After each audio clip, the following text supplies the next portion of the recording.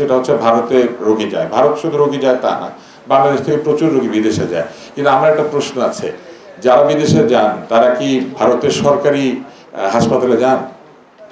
তারা কিন্তু ভারতের সরকারি হাসপাতালে যান না, তারা বেসরকারি হাসপাতালে যান। ফলে বেসরকারি চিকিৎসা ব্যবস্থার সাথে আপনারা বেসরকারি চিকিৎসা ব্যবস্থাকে তুলনা করছেন। এইটা হচ্ছে প্রথম কথা, যে একটা স্বাস্থ্য ব্যবস্থায় যখন আপনি রোগীদের যাতায়াতকে তুলনা করবেন তখন তুলনা করতে হবে অ্যাট পার। কিন্তু আমাদের এইখান থেকে যারা বিদেশে যাচ্ছেন তারা কিন্তু এইখানকার বেসরকারি চিকিৎসার সাথে ওইখানকার বেসরকারি চিকিৎসার তুলনা করছেন। এবং আরও একটা বিষয় ঘটে, সেটা হচ্ছে যারা যান তারা আর্থিকভাবে মোটামুটি সঙ্গতিপূর্ণ।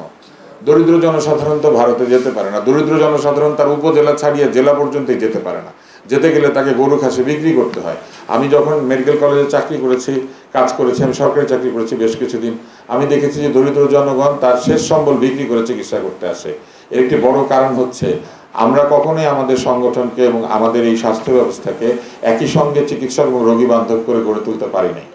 এবং এটি না করতে পারার একটি বড় কারণ হচ্ছে এটার যে প্ল্যানিং, হেলথ ম্যানেজমেন্ট, সেটার ব্যর্থতা।